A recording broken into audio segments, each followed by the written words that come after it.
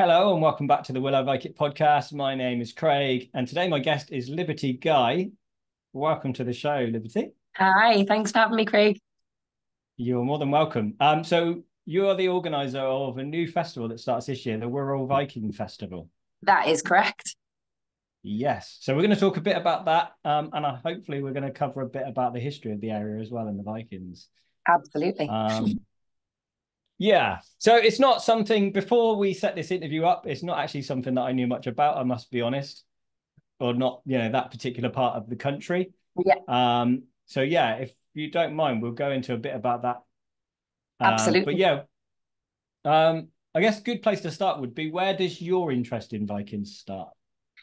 So I've lived on Wirral all my life, and I've always been quite interested in Wirral's history because we've just got such a plethora of history here, not only from sort of like the Vikings, but also sort of pirate history as well. So Okay. the entire peninsula is just completely swathed in tons and tons of history. And we've never really had, like, York has obviously got the York Viking Festival and things like that. And Mm. other places have got maybe like the Valhalla Viking Festival. There was never really sort of like a main festival on Wirral to celebrate the Norse heritage, of which we've got quite a considerable amount. So it kind of, my love of history and love of obviously where I live, Wirral, made Mm. me decide to go, maybe we need something that's going to be wanting to bring people in and learn about our history as well. So before setting up the festival, did you have any previous involvement with the community? Have you ever done reenactment or anything like that? I've never done reenactment before, and I've been involved in a few community groups and things like that. But I've never been part of sort of there's different communities and we're all that are sort of like spread throughout each other. Yeah. So there's not sort of like a main cohesive one that brings everyone together. But I've worked with communities in sort of like Birkenhead and Leasowe and things like that. And I'm Leasowe born and bred myself as well. So I'm very connected to that community, which is where we're holding the festival, which is great. But I've always been interested in obviously building Wirral's heritage and Yeah. helping us create something new. Okay, so we're going to get into the difficult question now, because this is something my wife asked me and I didn't know the answer. So what is a Wirral? What is a Wirral? Yeah, As because it's in the kind of a Wirral? strange word, isn't it? The Wirral. It is So the Wirral. do you know, yeah, what is a Wirral? So Wirral translates roughly to myrtle corner, and that comes from the Old English where, which means myrtle tree, and then also from heel, which actually means angle or corner. So it roughly translates to where heel or Wirral. I think at some point we were a myrtle bog, and there's a lot of marshland on Wirral as well. So all along sort of the tip of the peninsula, there is a lot of marshland. Okay. So do you know much about the history of the Vikings in the world themselves? Like, I'm assuming that there's some kind of heritage there, which is why you wanted to do the festival. There is. We've got quite a lot of Viking heritage on Wirral. So Wirral has one of the Wirral has the highest concentration, or one of the highest concentration of Scandinavian Norse names than anywhere else in the country. So a lot of our old towns and place names are old ancient Norse names. We have over 600 place names in Wirral that come from ancient Scandinavia and Norse. The most prominent one of that is Thingwall, which is over towards the east of Wirral. And that actually roughly translates to assembly field, because they believe that is where they would have had Viking councils, which would have been a thing. And that's where they would have held their Viking councils, which would have been up near where Thingwall is now. We've also got Tranmere, and most people have heard of Tranmere Rovers, the football team, or at least I would Yeah. certainly hope that they have. Tranmere Rovers, again, that is another ancient Norse name, and that roughly translates from the name Trani, which means crane, and then also the word Mela, which means sandbank. So at one point where Tranmere is now, there would have been a sandbank there, which would have been inhabited by cranes, which is the seabed. So Yeah. that's where Tramia comes from. So we've got a lot of high concentration of names of Scandinavian origin on Wirral. And realistically, that was why I wanted to do the festival, was to highlight how much heritage we have actually got here. And the fact that Wirral does even have its own Viking saga, and that is the Saga of Ingemund. I'm not that familiar with that one. That's all You right. able Not to many. tell me about it? Absolutely. So Yeah. Ingemund was a Viking chieftain who we believe at one point tried to settle in Ireland and was actually expelled from Ireland and expelled from Dublin. He then came with his band of Vikings and attempted to potentially settle on Anglesey and was expelled from there. And then eventually landed on Wirral, where our good queen of the Mercians, Aethelflaed, who was the queen of the Saxons at the time, granted them the land in Wirral to stay and to colonize, basically so that they would leave the rest of her lands alone. Yeah. But obviously, Vikings being Vikings, they were like, oh, we quite like the land that you've got up at Chester. So I think we're going to have a little go of maybe coming to try and get that.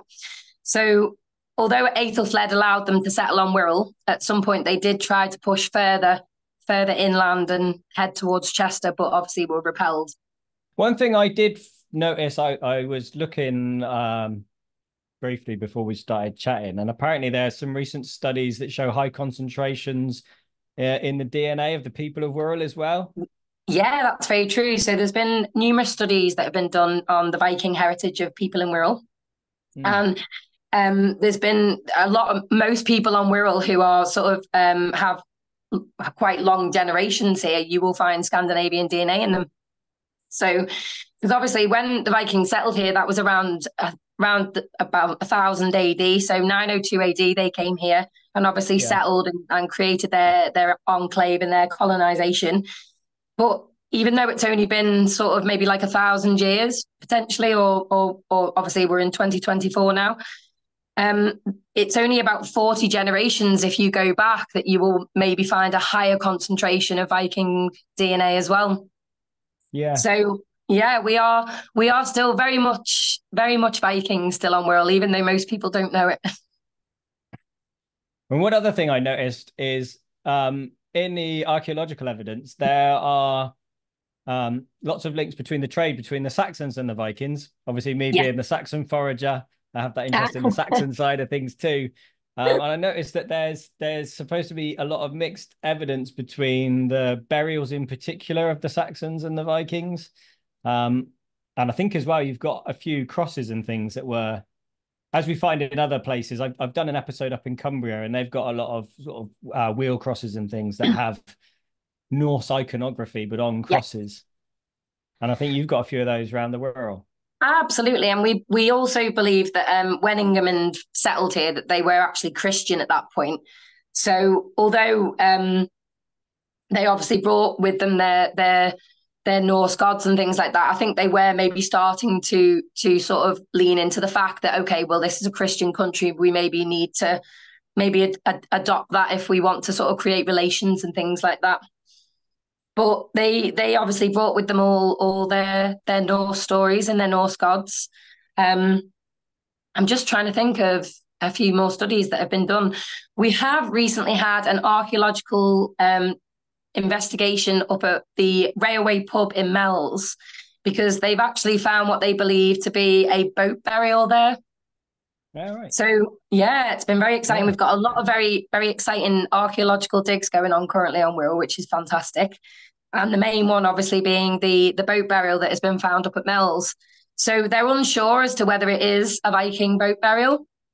And what they've basically done is they've taken core samples of the burial and they've sent those off for investigation. So hopefully the results from that will be coming back very shortly, and Professor Harding will be able to share those results with us. I find it's amazing what they do now, isn't it? Like how Isn't technology it? has evolved to the point. Crazy.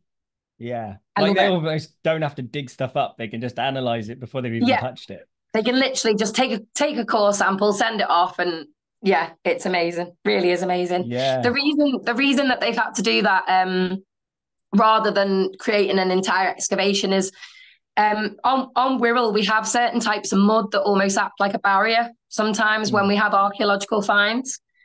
I can't remember the exact name of the mud, but I will get back to you with that, and I'll certainly pass that on.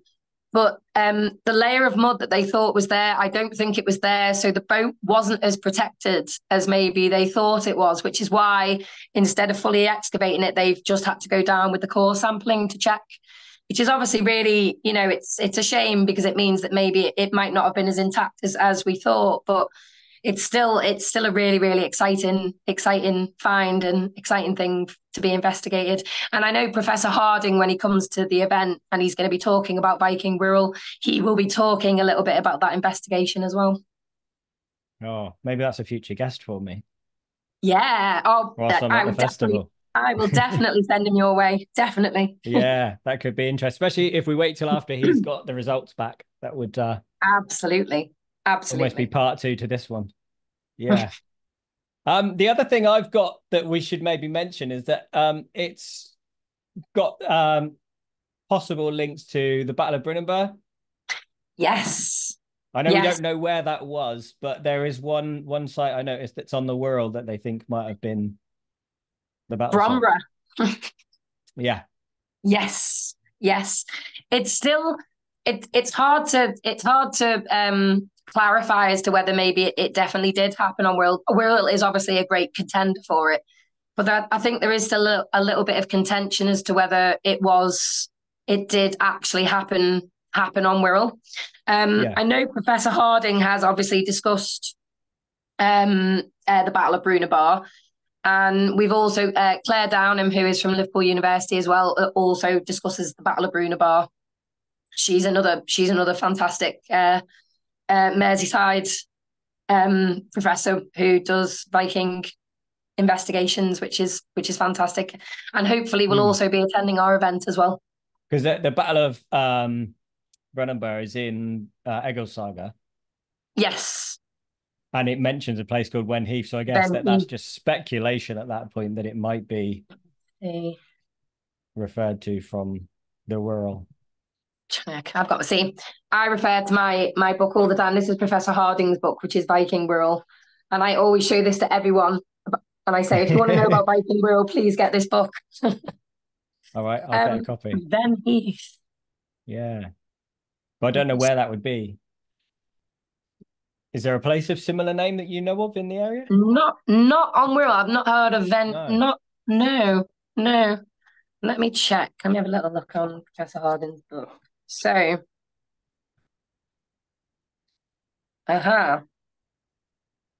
So the Battle of Brunanburh, and again, you can read about this in Professor Harding's book as well. Yeah. So I'll refer to his book. Okay. The Battle of Brunanburh, across the border from Piladell and Raby into Bromborough Parish, marks the possible location on one of the most significant battles in the history between the Norwegians and the English. And this occurred about 2 generations after the arrival of England and the first settlers. So the Battle of Brunanburh would have been around about AD 937. Obviously, by that point, the Wirral colony would have been incredibly well established, because obviously we would have had 35 years of establishment, settlement, and obviously vigorous armed expansion into other areas. Yeah. So they believe that possibly, so they'd established Wirral strongholds south of Chester in the Helsby area, and then also across the rivers of the Mersey and the Dee. And then the Thing Assembly was at Thingwall, which was the Viking Council. So there has been, I think, a poem that recorded the Battle of Brunanburh. Check. And that would have been in the Anglo-Saxon Chronicle. Yeah. And it talks about King Athelstan and his Lord of Warriors. And it says they broke round Brunanburh, they broke the wall of shields. Just trying to see. So they believe that Bromborough was the location, or could be a potential location for where Brunanburh occurred. And I do know that they have found archaeological evidence of a battle up in that area as well. So it's potential, but this is it is. There's a couple of areas throughout the UK where they believe it may have happened, but then we are Middle England, and the great thing about Wirral is that we have access. I mean, you can get to Wales within an hour. from Wirral, and you can also get to sort of like the Peak District within an hour and a half, 2 hours from Wirral. So we're perfectly centralised in terms of the country. So I suppose if you were going to be leading a big army, you'd probably want to meet them in the middle rather than marching your army all the way further or upper. Yeah, because the battle was between, I've got it in my notes somewhere, Olaf Guthrafsson, the King of Dublin, and Constantine, the second King of Scotland, and Owen, King of Strathclyde. So you can kind of imagine them all coming. All of them to meet coming together. Yeah. And to be fair, where Bromber is sort of it comes down towards where you're getting towards coming to Chester way. So it's not at the very tip of the Wirral. It is obviously coming towards where you could potentially meet. And I do know that they have found archaeological evidence of a battle there, because they found weaponry and things like that. So, you know, it's not confirmed, but we are definitely a good contender for it. It's funny the way that these things don't get sort of recorded, or they get mentioned, like the Anglo-Saxon chronicles will say there was a battle, but they don't say who with. Or but we don't know where it was. Yeah. It's just bizarre. Like, you thought it was necessary to record the battle, but not tell us where it was. Not tell us where it was. Yeah. I think that's the really interesting thing about language there as well. And because I remember when I did my degree, we talked about like how language develops over time and things like that. So it could be that maybe they did write down where it was, but because things have changed and place names change and things like that, depending on the times, it could just be that they've said it was in this one place, but we've gone, aha, but that must be here. When in actual fact, no, it maybe is somewhere else. Yeah. There's another one I looked up recently, which is near to us. And it was the Saxon King Ine, and he has a battle at a place called Adam's Grave. But that's all it tells you. Doesn't say who it was against or if he won. It's like they didn't. It's like they were like, oh, we'll put that in later. It's fine. Yeah, or if I don't know, maybe because it was such common knowledge, they just assumed that, we'll mention that it happened there, but everyone knows what that's about. They probably don't allow for the fact that in 1,000 years' time, we're all going to be going, wait, what? Maybe it's almost like the same with news now as well. It's like, you can almost say like now is that sometimes with the news, if people were to read our newspapers 1,000 years from now, they'd be like, what? Yeah. So I think we should probably move on and talk a bit about your Viking festival. Yes. And I think the best place to start would be, what can people expect from the Wirral Viking Festival? We've got all these Viking festivals popping up all over the place, haven't we? And so, absolutely. So what is the Wirral going to offer? So we are obviously going to be telling the story of Ingeman's saga, and obviously Aethelflaed granting the land to the Wirral Vikings. We've got numerous workshops on that will be including things like, obviously we've got drop-in demonstrations like yourself, which is fantastic. Lots of interactive activities. So tablet weaving, for example, where everyone can come and have a go at weaving the festival tablet, which is going to be on display. We've got our Viking funeral boat burning, which will be on the Sunday to close off our festival, which we're really excited to do. And we're really excited to be working with our local college, Wirral Met, who are actually building the boat for us to burn, which is fantastic. Yeah. We've got numerous talks on. We've got talks about sort of the paganism revival, Norse paganism revival, and how it can be protected from bigotry and white supremacy. We've got a Satru UK coming to do that for us. We've got talks from Professor Harding, who is going to be talking about the Wirral Vikings and the boat investigation currently on in Mells. We've also got Vanessa Oakden from Liverpool University, who's the curator of the archaeological department there, who will be coming to talk about the Huxley Hoard, which is fantastic. We've got numerous drop-in workshops, so dance workshop, meditation workshops. We've got an ancient instruments workshop where you can come and learn about the Viking jahiko, which is a beautiful sounding instrument played by Wolfie O'Hare, who will be doing workshops and performances for us. We've got Sophia, who will be coming to do Nordic chanting for us, which is really fantastic. We've got, I'm trying to think of all the other fantastic things that we've got. numerous drop-in workshops, archery, axe throwing, things like that, a Viking village, and we're also offering hand fastings. We've got a lady who will be doing hand fastings and blessings at our festival as well, if anybody wanted to partake in them too. So we've tried to make it sort of like a big eclectic thing for the whole family and have lots of nice things for everybody to do, children's workshops and things like that. Yeah, so what were your initial goals for the festival when you first envisioned it? Was it more to focus on the historical accuracy, education, entertainment, bit of everything? Yeah. It was more just because obviously I love York. I've been to York quite a few times, and I love the Jorvik Viking Festival. Yeah. And obviously going to Jorvik's visitor centre and things like that. I just felt the Wirral needed something to sort of bring people in to come and experience our Viking heritage and learn about our Viking heritage. Because obviously, like you said, not many people know about it unless obviously told about it. So that's why we just wanted something that we could bring people in. It would be great for the whole family. People who might not necessarily have learned about it, either through school, although they do modules on Viking history on Wirral now in our schools, which is absolutely fantastic.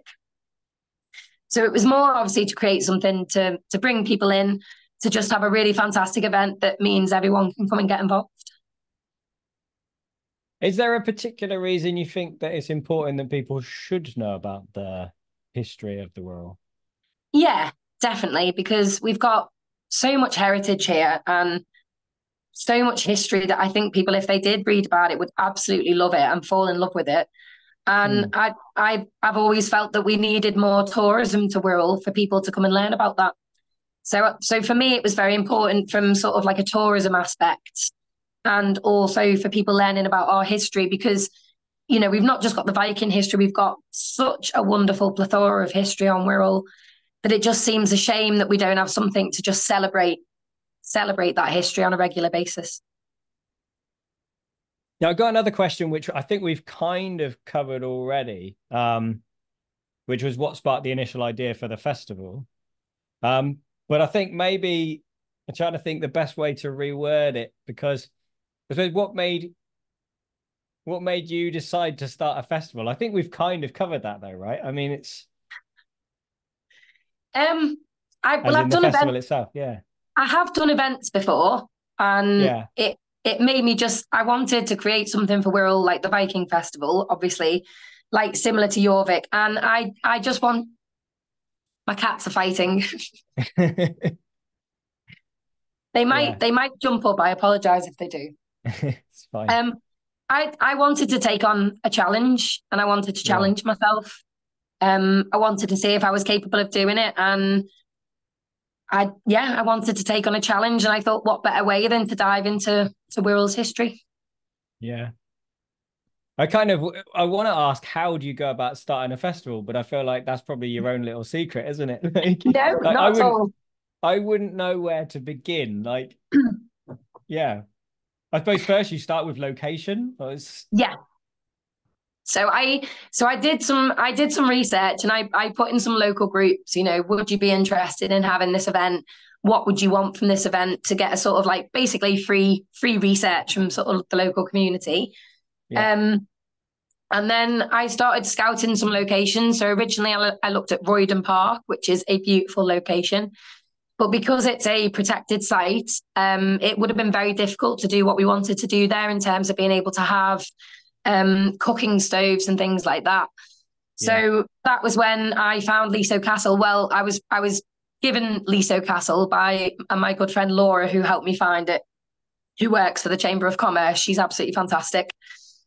She found Leasowe Castle and said this would be a really great place to have this event. So I got chatting to Leasowe Castle. We talked about what I wanted to do, and it kind of just went from there. And I would say the best advice I could give is the advice that my husband gave me was bite-sized chunks. So make a list and then just tick things off the list. And that's all I did. That's all I did, really. I do give a little bit of credence to star signs, but people have said to me it's because you're a Virgo. So because you're doing this as like a hobby too. I think you're doing this as a hobby too, right? You've got a full-time Yeah, job and you're doing this just on the side. yeah. So I work full time in a local bar, and then I do my events organizing sort of just in my spare time. So I don't really make any money from it, but I love doing it, and I love creating events and then seeing them all come together and having people Yeah. really enjoy themselves.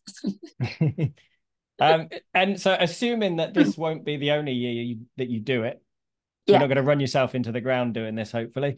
Oh, maybe not. What are the hopes for the future of the festival? So we want to try and make it a yearly event similar to the Jorvik Viking Festival. Mm. And each year maybe try and expand on what we've done the previous years. So obviously this is our first year, which is fantastic, and we've had a really fantastic response.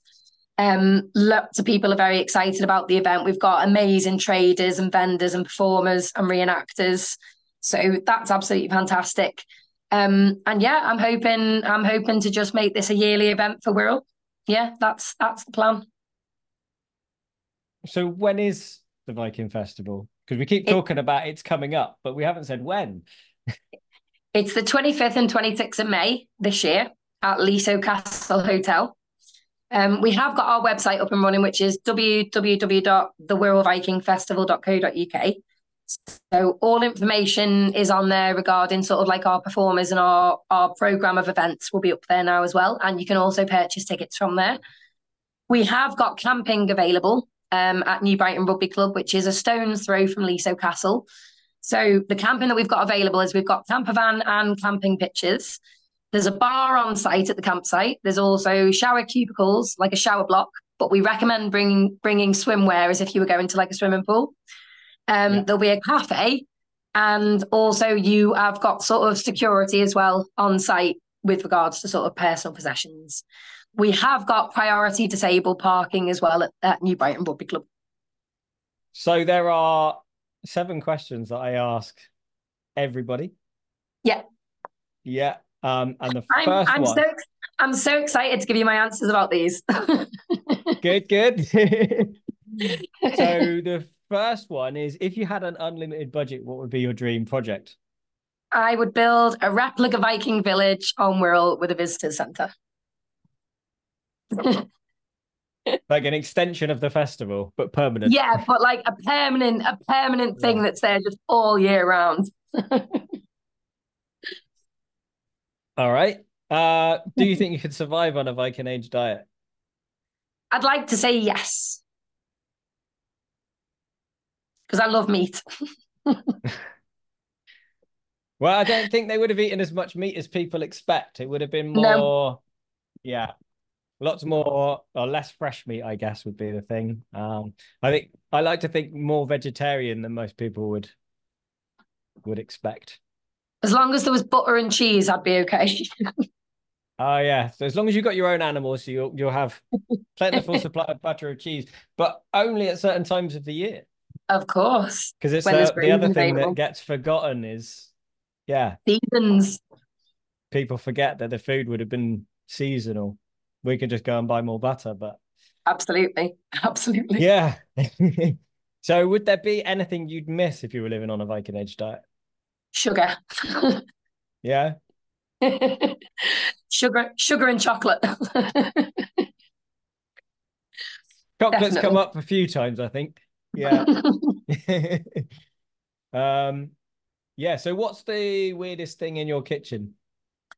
I was gonna say me. I'm definitely the weirdest thing in my kitchen. All right. What's the worst food or drink that you've ever eaten? I've got food and a drink. Is that okay? That's fine. Yeah, yeah. But the food is quiche. For the I hate. worst thing. And it Yeah, just quiche. really, Yeah, wow. that for me, the worst thing, quiche. Any particular Um, reason? the texture. I'm Yeah. I'm really funny about textures. Because we've done a few episodes in the past where we've had to eat past guests' worst food ever. And I'll be honest, if we do it again and I have to eat quiche, it's not going to be the end of the world. Oh no, I feel like I should have said something even worse now. Like we've done, surstrumming and stuff. So yeah, But yeah, quiche. quiche for me. All right. Yeah. And the And drink, then yeah, the drink. coffee. Coffee. Oh. I know. I'm so Wow. sorry. This But podcast is sponsored by coffee, I don't you? know, no, and I feel awful. I'm sure their coffee is lovely, and I have actually ordered some of their coffee for my husband. But for me, coffee, hands down, my worst drink. I was literally drinking coffee as we've been talking. Oh, I'll be honest. you're never gonna invite me back, Craig. Well, I only started drinking coffee about probably a year ago. Ah. And it turned out that it wasn't I didn't like coffee, it was that I didn't like shit coffee. See, we don't have shit coffee in our house because my husband loves his coffee. Even that coffee, I'm just like, oh no, it's not for me. So we have a local, it's like an eco shop. And I used to go in for other things. And I could smell this. They do a toffee coffee with like the aromas of toffee. Yeah. And I just fell in love with the smell. So I just started buying it. And now I drink coffee. Ironically, I love coffee flavored things like coffee flavored chocolate. And I love the smell of coffee. But the taste of coffee itself, I'm just like, what? You're gonna have to try the one from Dynasty when you get it. I will. I told you I was the weirdest thing in my kitchen. It is a strong flavor, so I can kind of understand people not liking it. Yeah. All right. What's the most memorable meal you've ever had? You're gonna think this is really soppy, but it was the Italian that I had on my first date with my husband. That's like a classic first date, isn't it? Yeah. I'm pretty sure that me and my wife had the same first date. I love it though. I love it. But look, we're married. Yeah. All right. So then the last question is, when you die, your relatives are preparing your grave goods. What food and drink do you get to take to the feast in Valhalla? So I've got five things. I've got mead, obviously. Prosecco, because I feel like I just really feel that they'd like it. My own homemade pasta. Yeah. Crackers and cheese and everything to make tapas.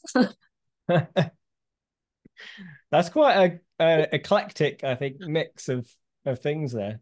I think they'd be really happy. I tried and now I got visions of, because you think like we're used to sparkling things, but like a Viking's first experience of something fizzy being prosecco, like oh. I'd like to do that. I reckon that'd be really fun. Awesome. All right. So I don't know if you want to give your social medias a plug, website. I know you've mentioned already, but maybe you might want to just reiterate it in case anyone missed it.